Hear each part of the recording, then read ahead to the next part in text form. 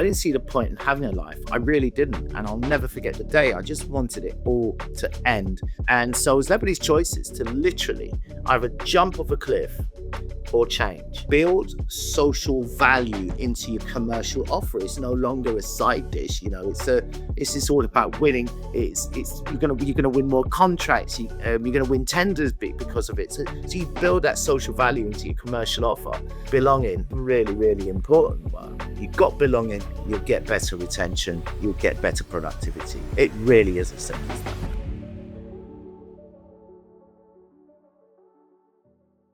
Hi everyone, welcome to another episode of the GCS Connect Leaders series with Chance Bleu-Montgomery, who is the Customer Success Lead and one of the founders of the Bridge of Hope business, which is also part of the Engage Group, which is what GCS is also part of.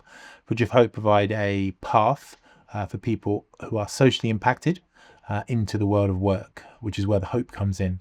And Chance is someone that has walked that path, and we find out about that path as well, and has taken the decision, which is very inspiring, to help other people to move in that direction. And I work very closely with Bridge of Hope, and I think that anyone listening to this will firstly, see how important what they're doing is, but also understand that they can be part of that work and they can also provide hope to people that really need it. So without further ado, here's Chance.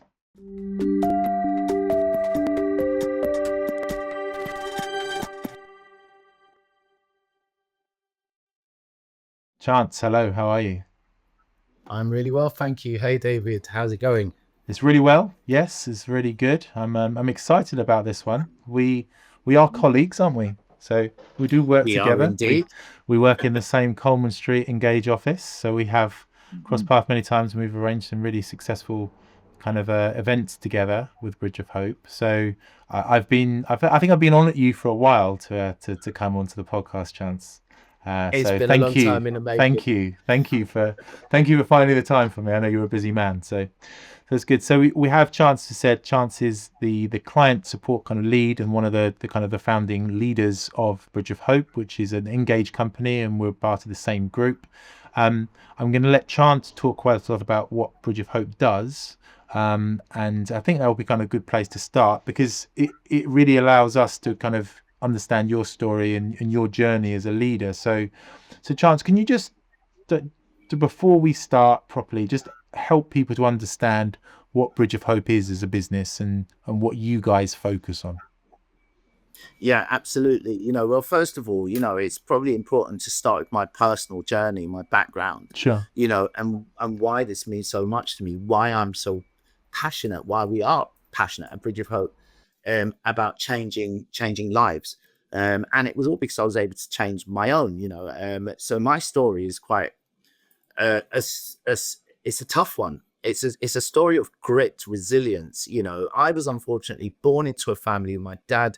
He didn't think I was his. And so I experienced a lot of physical abuse as a child, first being before I was 1 year old. And I lived with what I thought were birthmarks until I was 21. So I didn't feel significant at home and ran away a lot. I met some friends. They made me feel good. But the byproduct of that was they were from the antisocial membership. And it was only going to be a matter of time before I got into trouble. And I did. So by the time I was 16, I ended up in prison. And by the time I was 18, my sister took me to a mental hospital because the trauma from childhood had taken its toll in a bad way. And I tried to make these changes in my life, not to much success then. But then fast forward, my sister, who was my absolute rock, my only rock at times, died of cancer young. And I didn't want to talk about it because then that would make it real, which is the worst thing you could do, because within a year, my life completely fell apart, David. It really crumbled and unraveled, and I ended up back inside. But then I sat down and asked myself this question. I said, do you like who you've become? And the answer was a solid no. In fact, I thought if this was going to be my existence for my entire future, I didn't see the point in having a life. I really didn't. And I'll never forget the day. I just wanted it all to end.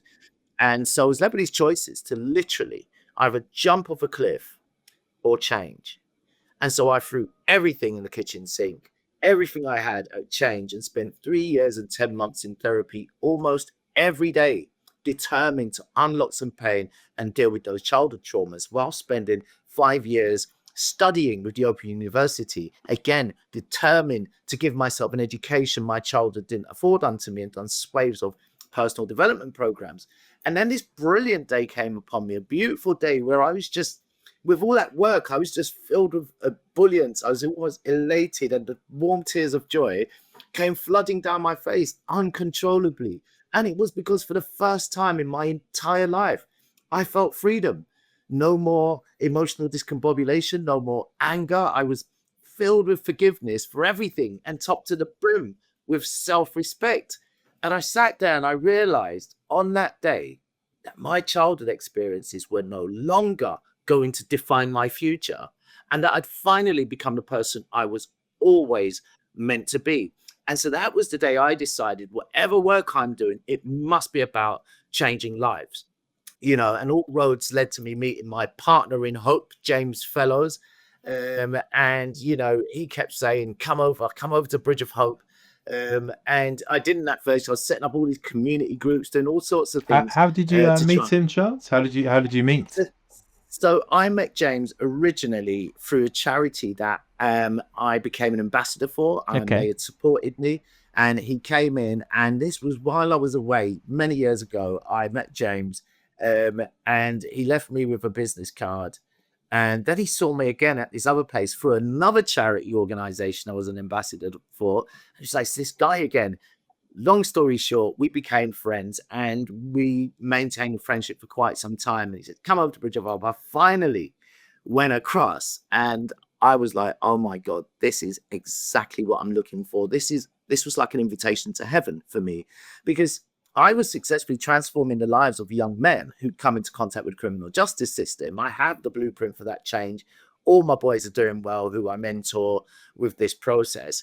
But then with Bridge of Hope, I can help everyone, veterans, people with neurodivergence like myself, people with different abilities. I prefer the term than disabilities. I thought, oh my God, this is where I want to live, because for once I could see a bridge where candidates who were system impacted could walk towards employers who were looking for them. And I thought this is absolutely fantastic. What's been happening, and we've grown since then, created frameworks and really good understanding around hiring system and justice impacted candidates. I mean, it's amazing to see what you guys do. I think as a recruiter, it's just great to see the level of engagement with the brand names that you have. I mean, you work with some pretty impressive brands, don't you, in terms of the companies that you work with? Yeah, I mean, we've got some big names on the list, KPMG, Molson, Coors, Diageo, Care, really great. And, we've got all our sister agencies, yourselves, GCS, Butler, Rose and everyone, Retinue. So really, really working in this ecosystem of really brilliant and powerful players. We worked with Molson, Coors, Diageo, both of whom we've done advisories on, so looked at their whole candidate pathway to ensure that social value initiatives can slide through seamlessly and things like that, and even some of the things, the recommendations and things that has come through, the open hiring that is going on out there as a result of some of these conversations has been fantastic. So open hiring is, well, Body Shop started doing it initially, started piloted in America. It was such a success, they brought it over here. We our early days, we partnered with them on that, but then various other partners have followed suit and done that. And open hiring is basically chucking away the CV completely. So what Body Shop done was just said, right, it's open hiring. We're only asking 3 questions. Can you lift over 50 pounds? Can you stand up for 8 hours? And are you legal to work in the country? That was it. And people came in. And what happened as a result? They got people in wheelchairs coming in. They got people from neurodivergent backgrounds, autistic, etc. Just flooded the place. And they had the best pick of them all and got these great candidates. And I went and spoke to some of these candidates. And my God, the stories behind them, some of whom came from the care system, would never have got a job unless those barriers were completely down. Now they're thriving, they're doing incredibly well. And as you could imagine, that's going to inspire their own personal network as well. So so my second point, as a recruiter, obviously I'm always very impressed with the business and the clients that you deal with. As a person, as a leader, I'm always just, I've heard your background is a big part of the sessions that we do, and we talk to heads of talent, about yourself and about James as well, who's also had a very inspiring background as well. As a person, do you feel like when you're a leader within your business, do you feel that this, as a strange way to put it, this background helps you, or do you think you've I want to put it in the right way. It means you have to catch up. So if you look at my background, for instance, I'm pretty vanilla, nice white middle class upbringing in Hertfordshire, mum and dad, all that sort of stuff. XXX, probably been a bit naughty along the way, but as it is. So do you see that as like you talk about like a superpower, a background, or do you see it as something that, people have to deal with, or do you see that as something that's one of the things you have to deal with people and say, look, you have to put this out of your mind. We're all the same, The reality is my background is where my resilience have grown. Emotional intelligence, the ability to improvise in tough situations, it's all come from out of experiences. It's actually been a benefit, my background, to the space that I'm working in now, because the transferable skills that I bring across is quite remarkable. Anyone who knows me will know that I just don't give up on stuff. I will push and push and push. And that's just how I've had to live anyway, really, really pushing hard, and I got into trouble. I got in with the wrong crowds, but in those crowds, you did learn negotiation skills. And it's interesting that how those skills are transferable into spaces, because I've been in some negotiations and, I've asked for that little extra and got it and that's just from learning from the streets, if you like, that negotiation and, getting the most you can get out of a situation. And I'll give you an example.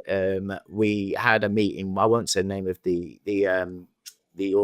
company, but we got a great deal. And at the end of the deal, they said, "Is there anything else you would like?" And I was there with two of my colleagues, and I said, "Actually," they said, "No, we're all right. This is good, fantastic." And I said, "Actually, yeah, if you're offering, I'd like one of your coffee cups branded because they look really cool. And I'd also like an office." And the room went quiet for a moment. And then the guys just said, "Cool, grab him a coffee cup and set him up with an office." Got outside. Yes, got outside. My guys were like, "Oh my God, you could have messed that up." And I said, "Well, we couldn't, because we were already shaken on a deal. This is it.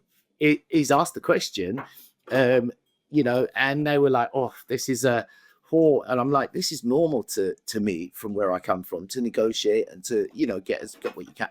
And so anyway, a couple of days later, I've gone in, used the office, having meetings, all this sort of stuff. And my colleagues were like, "We should have asked for offices as well." They're going to have to negotiate with you for use of your office now, aren't they, Chance? Right.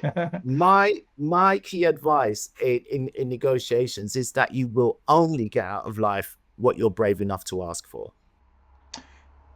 And I think, so when we think about what Bridge of Hope does, and I always think it's about London, right?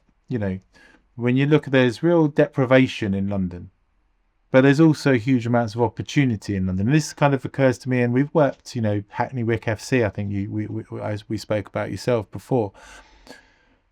Why do you think that people, there's the City of London, right? And you're in, I don't know, somewhere in Charlton or something. Why does it not? What does it not make people think it's only down the road, I could get this opportunity? What do you think kind of turns people off from that path and to another path? There's a bunch of things. There's only so much time you can apply for a job before you realize no one's taking you. Applicant tracking systems are set up to reject you because, a system of pathways set up to reject you, and so after a while, people start to realize that, oh, actually, the city is not open to me or people like me. Then you have to see people who look like yourself, who come from where you come from, all the rest of it, for you to actually feel that attraction as well. And a lot of the people that I grew up with have got the capabilities. They can just teach them, and they'll do it, and they'll do it really, really well. But the issue is that it's really difficult for employers to actually spot that these people have the predictors of success as a trait, and to actually take that sort of step and say, come on in. Because especially now, we need that grit, we need the resilience in now. We need it because of mental health in the workplace is rising. We know it's going to be around 50% of the UK workforce going to have mental health by 2030, according to Minds research. And so you're going to want to have people who's already been through the mill sitting beside you, who can say, look, you're going to be all right. So they bring so much more to the table, but it's just about actually attracting them. I was talking to an employee saying, oh, have a look at the job ad, blah, blah, blah. We want to attract people who were justice impacted. And I'm like, look, it's a lot of jargon on this. It's a lot of you have to haves. You have to have this, this, this, this, and this. When in fact, if you've got the predictors of success, the resilience, the grit, the emotion, intelligence, the ability to improvise in tough situations, that perseverance, you can teach them this stuff, and they will really, really sell through. So, I mean, I said, look, you need to talk to, if you want to talk to justice impacted, talk to a lifestyle. So say, for instance, there was a scaffolding industry we was talking about at the time. And I said, look, why don't you just say, look, here's the job ad. I'm a scaffolder. I've been a scaffolder now for 2 years. This is what I've got out of it. I've got my car. I've got a house. I've got this stuff. My life is much better now. Would you like to come in and have some of that? And then you're going to get the attraction, because what people are interested in from those low socioeconomical backgrounds is, how can my life change? So if the job ad speaks to a change of life, that's where you're going to get that attraction coming in. And I guess that's where this bridge idea comes from, isn't it? Because I guess what we're saying with the bridge of hope is that we're looking to attract, I think it's what you said at the top, we're looking to attract people into a place where there is hope. And that's what you're giving people, because where people are coming from, maybe there isn't much hope. Like, this is it. Like you said, like, I can move forward, or I can basically end it. You put it in much more poetic terms than me, but that I guess that's the choice that most people take. There's no way out. There is no way out. You have to go to where there is a hope of something happening for you, because hope is the fuel for our aspirations. Without hope, it's like trying to get to a destination without no petrol in your car, or no fuel. So they will always gravitate to, okay, there's a hope here that I can make some money. There's much more a bigger hope here that something will happen for me. They just need to open that up. So that hope is attracted by employment and other things. Otherwise, people will and may lean more towards insalubrious, unhealthy opportunities, simply because there are choices that people have. And some of those choices for many is either tap into the hustle economy or become a vagrant and homeless and the rest of it. And those choices are really quite stark. And, I was reading some philosophies, and it's Aristotle that said, poverty is the mother of crime. And so it is the case for many, which is why you don't hear stories in the Daily Mail about prisoners who have been employed who are stealing, because they just don't. Just ask Timpson's. He's asked a question, and he said about 30% of my organizations from returning citizens from prison. And they said, do you have any theft? And he said, yes, we do. But it's never been from this group. It's just, it's like unusual. Like, But it's not unusual to me, because the very reason why they were on those pathways in the first place, because they couldn't get a job. The barriers just wouldn't let them through. But once you give them a job, that was all they wanted in the first place. Just a regular income where they can feel a sense of pride and inspire the children behind them and provide for your friends and family when they're in trouble, which happens a lot if we come from a low socioeconomical background. So it's getting us to that hope agenda. And I think, just so people say, well, basically what Bridge of Hope do is offer opportunities to set yourself up, not in a kind of CV type way, but as a potential candidate to the clients that you work with. And then the clients that you work with, you're working with those clients to help them to engage in the right way with a neurodiverse person or someone coming out, to kind of take away the barriers, to give that bridge, so that they don't just look at the CV, they don't just do a video interview, because that's basically going to completely wipe out the opportunity of someone who's autistic, or someone who's come out of a prison situation, or someone who's returning from work after 10 years on maternity leave. And it's always,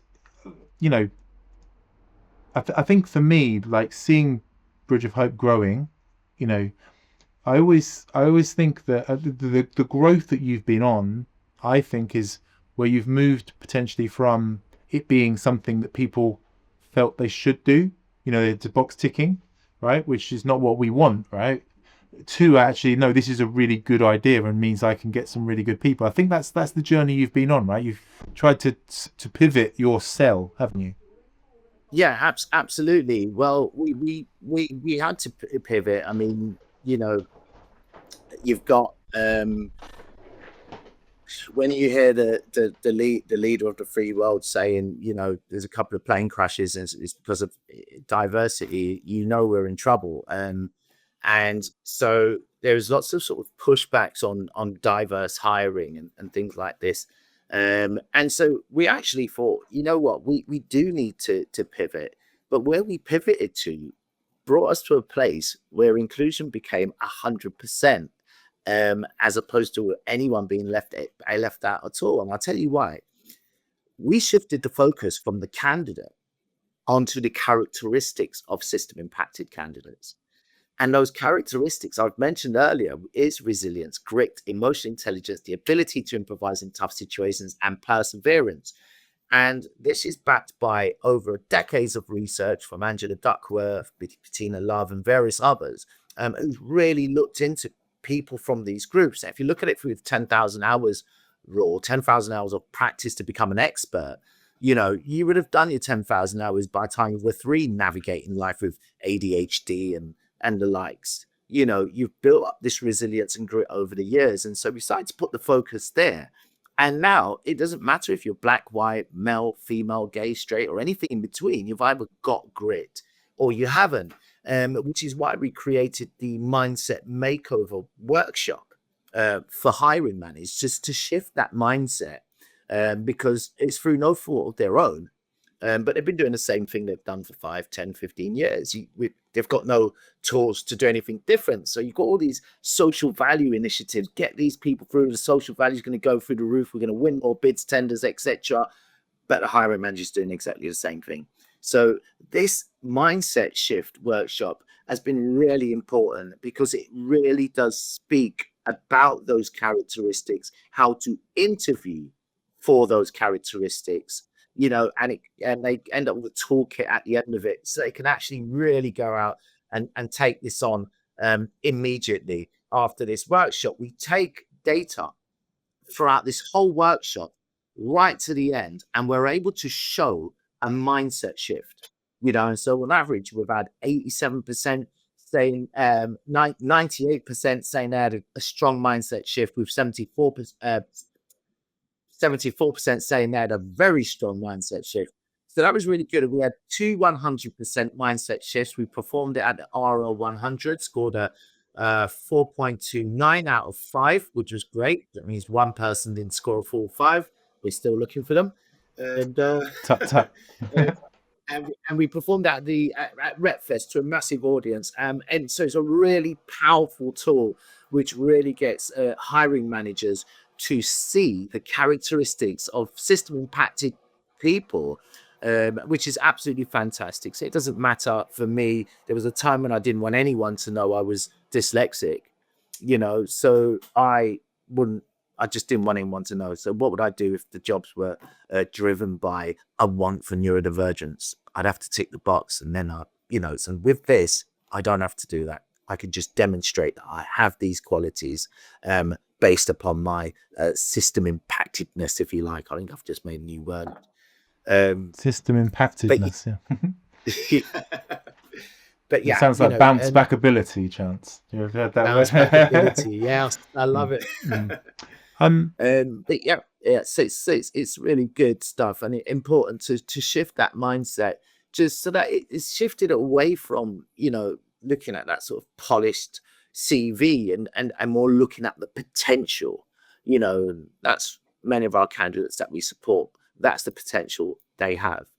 When you're talking to leaders like myself, even, what is the key piece of advice you give them? So if I'm saying, right, okay, I would like to take people from different backgrounds and bring them into GCS, and this could be any company, what would be the key things that I need to do myself to reset my own brain to do this? Well, to reset your own brand, I'd advise taking on some L&D, the masterclasses. You've seen some of the ones we do. They're born out of going to masterclasses up and down the country and realizing there was one thing missing from them, and that was empathy. So we created a learn with empathy model, so it covers all the wonderful stuff like understanding intersectionalities, how to turbocharge social value, but it's got those real lived experience stories built into them, like you've heard one at the beginning of this session, for instance. And in the neurodiversity part of the series, we play games, and the games are designed to make you feel like what it might be like to have cognitive overload from ADHD, or feel like what it might be like to be dyslexic. So really building in high levels of empathy there. So that really creates that mindset shift, the understanding and feeling of the candidates that you're actually looking to bring in. So that's a really great place to start, and I'd say that you hire for potential, not polish. Think of a different way of just the CV's not fit for purpose anymore. ChatGPT's all over it. Or mum wrote the CV, so they're not they just don't stand up anymore. I mean, it's looking for these traits. You're looking at retention. Start hiring gritty candidates because they're known, and system impacted candidates from BITC's point of view and everyone else, they work harder and stay longer. That's your retention, and we know retention costs are huge. And I would say build social value into your commercial offer. It's no longer a side dish. It's all about winning. You're gonna win more contracts. You're gonna win tenders because of it. So you build that social value into your commercial offer, and then belonging, really, really important one. And that's belonging should just be built into your KPIs, man. Inclusion it's not a vibe. It's a structure. It's people need to feel that sense of belonging. So it's so important. You've got belonging, you'll get better retention, you'll get better productivity. It really is as simple as that. So when just to switch on this then a little bit, like we talked there about like people should be able to see people like themselves, and that all kind of makes sense. So does that then if it's someone like me, for instance, like interviewing someone who is social impacted, and I don't know if I would say I am socially impacted. I don't believe in any way I'm society impacted, and think society's been pretty nice to me along the way, right? And I see the luck of that, and I believe so. Is that a problem then when I'm speaking to people that are, should I therefore think about that, because I'm not the sort of person they would therefore look at and think, well, there's someone like me. Yeah, I think that I think that everyone should spend some time for a start making sure they're hiring someone who doesn't look like them. Otherwise, you're just hiring more and more versions of yourself. God, imagine that. That'd be terrible. So 6'4" Swedish looking people. Do you know what I mean? It's a business plan, I guess. But yeah, no. Okay, so you should just not just hire people like you, but yeah. So you make a plan to do it. So I plan to do it. Yeah. And also, if you are talking to people from low socioeconomic backgrounds, and you yourself have come from a working class background or a background that there's some relatability, I think really open with that, make people feel like, look, I get you, at least even a little bit, and to actually say, look, how your life went, you would, and recognize from the outset how your life has gone, you would have built up resilience and grit, etc. And I just open, tell me about a time when you should have given up. Any normal person would have given up, but you didn't, and really get them to talk about their life so that you can actually find that grit story, that resilient story along the way. Because I guess even, people from different backgrounds and people with different upbringings can still find common ground, can't they? You might not have, you might have come from this background, but you might have had different hard times along the way, or we're all human, right? So we can all talk. Exactly. And I quote from Maya Angelou, my favorite poet. She said, I note all the differences between each sort and type, but we are more alike, my friends, than we are unalike. And so we really need to remind ourselves that what's making us feel so separate in really small things compared to what we all have in common, so find a common ground, whatever it is, and actually make people feel comfortable, and then dive in, find out about the grit. You ask them questions around perseverance, you're going to get it from system impacted candidates. You ask them about a time when they had to improvise in a tough situation, you're going to get those answers, and you could be literally scoring on the predictors of success, along the way. And you really that's when you're gonna find these really great candidates. We know that candidates like myself and others are not on popular jobs boards, because what's the point? If you're autistic, you've got about 20% chance of getting a job. There's 80% of them that would have been trying and given up. My partner's autistic, has ADHD. It's never got a job through the traditional pathways, because always a situational judgment test trips her up, or she's always having to get invited in through a side door.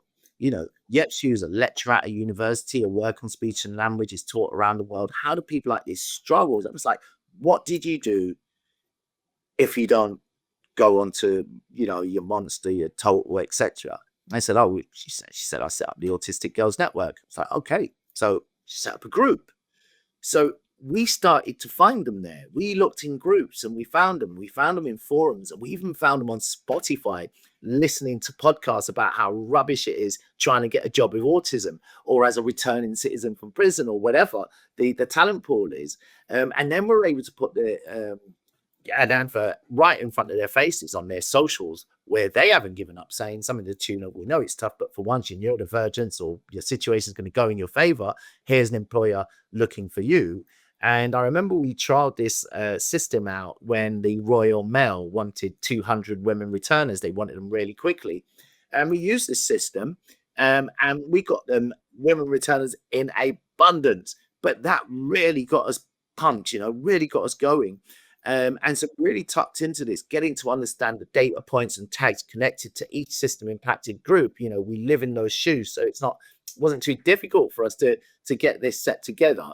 And then when BAE Systems asked us if we could use this technology, and I thought this was a prank, David, but it wasn't. They said, could you use this technology to find us diverse engineers in Barrow-in-Furness? Would you believe it? I was like, Barrow-in-Furness, diverse engineers. I was looking for hidden cameras, but it weren't. But fortunately, that's a challenge. But yeah, it was a big challenge. But I'm really pleased that we used that knowledge of the data points and tags. We included candidates who lived on the outskirts of Barrow, who were diverse and engineers willing to work and live in the area. And they got back a staggering 536 applications, diverse engineers. Blew our minds. But it also crystallized our initial thoughts that system impacted candidates are nowhere to be seen in these traditional places and spaces. We now know how to find them where they are and bring them back to the table successfully. So it's really about thinking really creatively about where are they, in the same way that we did. Ask the questions. If you're not on this job board, where are you? Because we want to find you and more. So it's just thinking outside the box, if you like. I think it's great, and I think, for me, when I think about like my 30-year recruitment career, we are a leader in technology talent.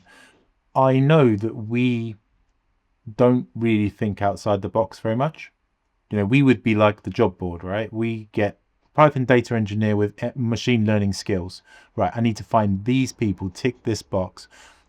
Like gender diversity, I think is important, those types of things. But generally, for our clients, but generally we will be looking on the normal places to find the normal people we normally find, and in some ways that's what we get paid for, which is same for the job boards, right? So I guess for me it's great that Engage, our company, can give different solutions to organizations, because it's actually really hard. Like you said, like if someone said to me, I want to find the perfect engineer in Barrow-in-Furness to do my job, I would say that's equally as hard as finding 500 diverse, people from system impact, because that's also going to be hard anywhere, because there's not a lot of people that can actually do the job day one to do it, right? And they're generally in work, and they're generally highly rewarded.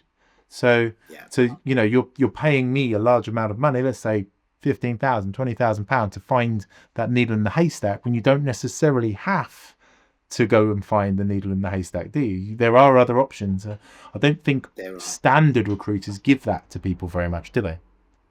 No, they don't. So it's really important to have these options available. And yeah, I'm very, very open to talking about these things. With Bridge of Hope, it's not a case of you have to use us, and that we're always open to giving advice and having discussions with people. So very, very happy to have any discussions with anyone in your network that wants to have it. I think my other question was just again to flip it onto the other side. I'm quite interested in from your side, for someone, let's say, because I know a big focus of yours is people coming out of the justice system, right? So people leaving prison, maybe on probation. Do you yourselves look for things that are maybe red flags to you that you think?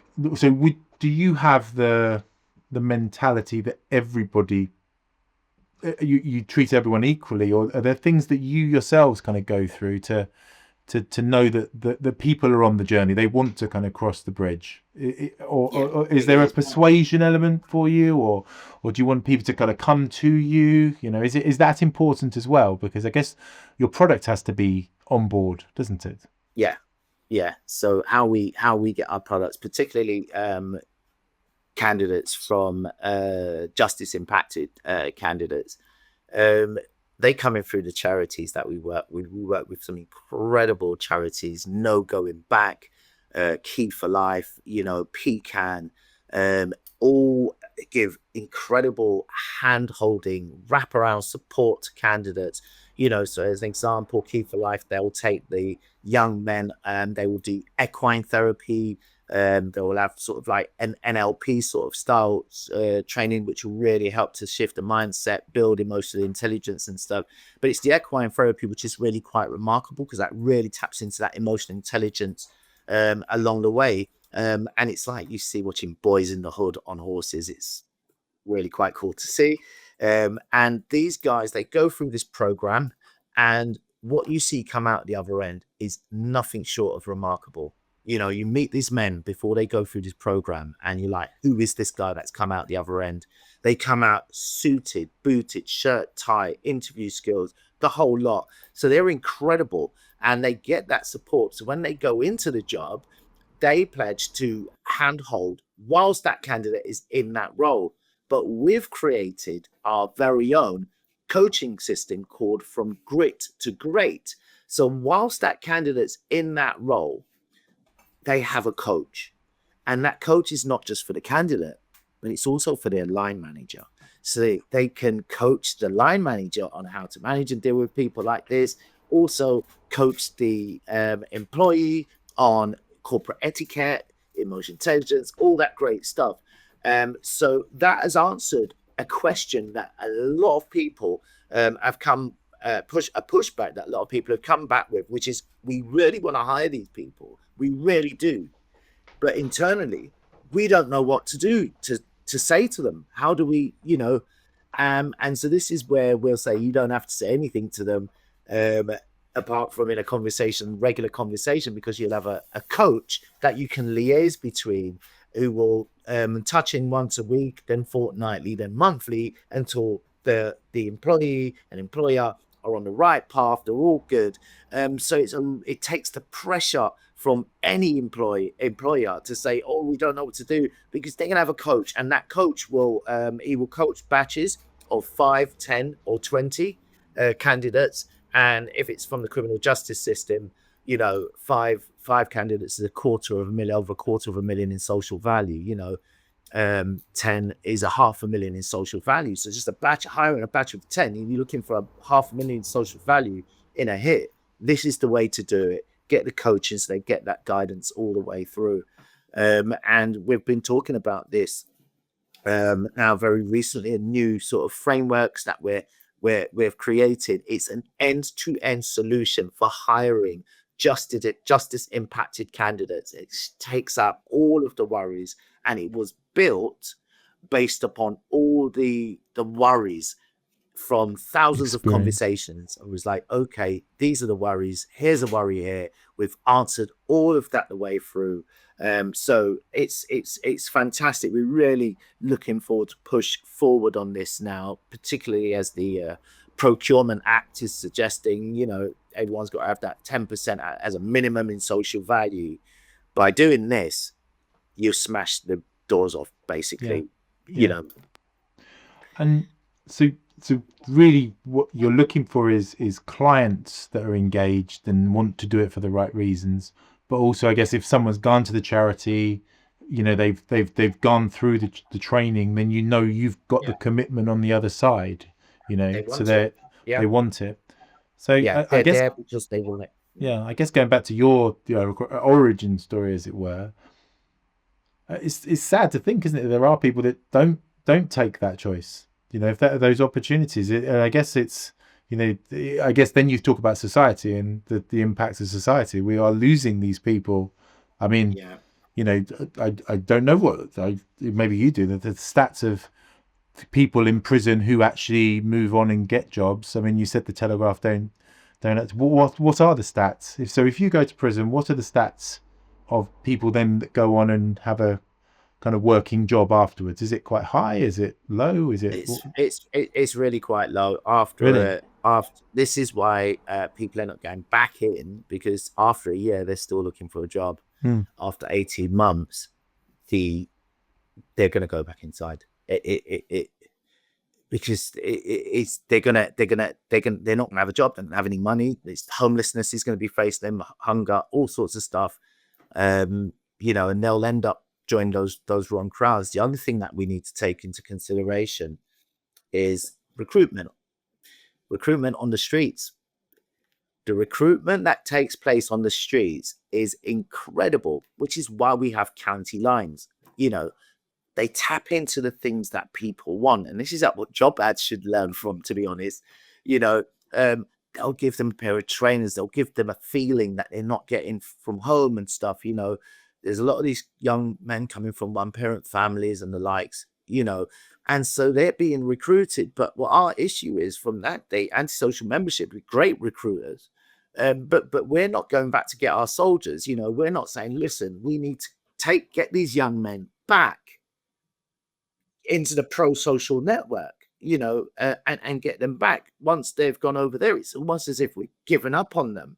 These are good young men who have been influenced by older boys, who's lost their way. And so it's really, really important that we actually consider this and think about this, and not think of it as this is a bad guy. This is a good guy that got recruited into a bad role.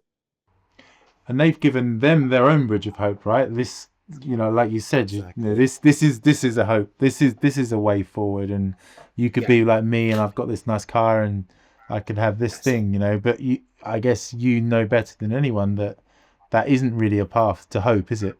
That's It's nowhere near a path to hope. It's unfortunate that it's about patience, for people. And I mentor young men. It really is. It's important for them to understand a timeline to success, and for them to apply, a good 5-year plan for a life to change, and luckily for my boys, they've seen me, know my personal journeys. They know it's possible. And they know that I'm many years ahead on that pathway, but it offers them that hope to say, oh, actually, this is real. I will tell them straight, when I needed to get out there and I faced a bunch of barriers, one of the things that I started doing immediately was working for free. I put myself out there. I was like, okay, if it's a struggle, you tick a thing, prior conviction box or whatever it is, you're not getting in. So I worked for free. I put myself out there. I worked for the charities. I done charity work. I got myself out there and got seen with that work. I set up some businesses, small stuff, and and to get my own exposure out there and just to be doing something. And then I just done that in the hope that the money would catch up, and it did, which was great. happy ending. And I guess that links into where we're at. So now that you are ensconced in the corporate world, Chance, and you're here, what are the key things that you've learned as a leader now of a business, that you wouldn't have maybe expected? One of the key things that I learned is that the in the space that I'm working in, I went in, and we originally started off in the sort of third sector space and stuff like this, and I didn't realize that they were fighting like cats and dogs out there. I mean, no one was sort of sharing connections. So the charities are all they're all in competition too, right? Big time. And I'm like, wow, this is on someone's life. So I'm like, it's not a nice feeling if a candidate's feeling pulled from this direction, that direction by the charities. And I was like, this is actually something I didn't know was happening out there. And so I remember writing an article called Coalition Culture for the benefit of the candidate, and so that's one of the things that really surprised me. I was like, these are charities. They're meant to be the nice guys doing the nice things, but they are doing great things for the candidates, but they just wasn't sharing. So with some of the partnerships that we've had, we've been able to forge relationships between them, get them to know each other and support a candidate from a dual angle at times and things like that. So that was a really powerful thing. And one of the other things that I learned really quickly was, the greenwashing that's taking place out there, the tick boxing exercise and things like this, and then realized that a lot of it is because people have been chucked this whole thing on their plate, like all of a sudden, like, boom, you could do this, but then no one's offering decent timelines and things like that to achieve them. So I realized that it doesn't offer that opportunity to actually see this through the lens of empathy. And if you see it through the lens of empathy, then it will create that equilibrium that you're actually doing this for the right reason, but you have got your finger on the pulse of the commercial side of it, the benefits, so you're not just ticking a box, you're changing a life, and that's the way I really want people to see it. I mean, yes, tick that box, but when you tick it, know that you're changing a life, and just build in that empathy in that process. And I think that was partly why we designed our masterclasses to have empathy built in, because that was one of the things that was missing. It's all about business, recruitment. It's business, business, business, business. But these are people's lives. These are people's lives. And so it's so important for us to remember that, and remember the impact it can have on a family, just giving someone a job. We know very ugly things can happen in the household when finances are depleted. We know the children are watching when someone has a job and they're inspired. And we know the children are watching when someone doesn't have a job, and they will be inspired by that situation as well, which is a negative. That's brilliant. So no.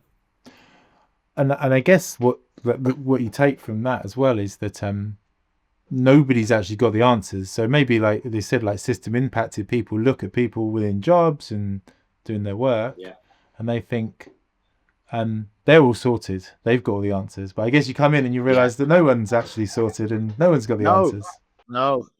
No, they don't. And I think people shouldn't beat themselves up either about stuff. I mean, when we do things like them, like, oh God, you got unconscious bias training, all this sort of stuff. And I really try to say, people, look at it as a journey of personal development for your own sense of self. And, look at unconscious bias in a way where I would tell you now, don't feel guilty for it, because we all have it. Me, you, everyone, we've all got unconscious bias. It's what we do with it when we actually become aware is what really matters.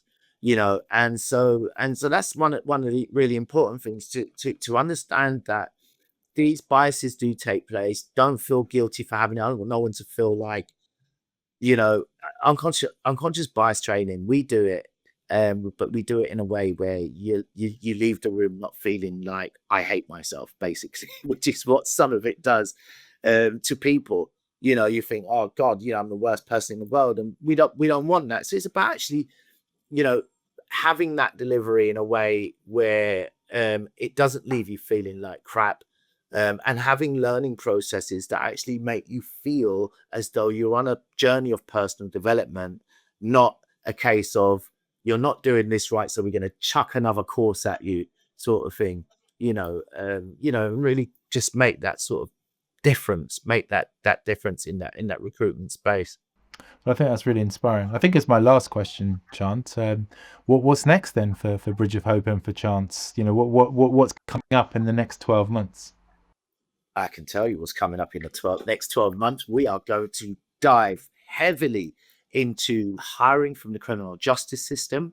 Now that we've got an end-to-end solution for employers who would have had a little trepidation beforehand, they can now do this with absolute confidence, which is what we really want to do, because there is no quicker way of turbocharging social value than with hiring from the criminal justice system. There is no other way.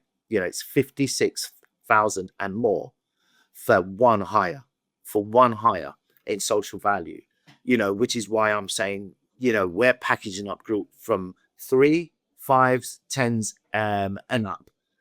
So when you look at those numbers, you reach your 10, and you've got your, you've hit your 500,000 on social value, and you imagine that's coming with a coach, all that stuff. Your staff don't have to worry about any of it, and the masterclass that will come with that will teach internally everyone on hiring from the criminal justice system, best practices, myths busted, all of them, because there's loads of medicine. Myths will be busted in these masterclasses, and you'll really start to realize that actually there is a very, very low record of theft from people that come in from prisons. They just don't do it. And that actually the productivity goes up and they are more than capable.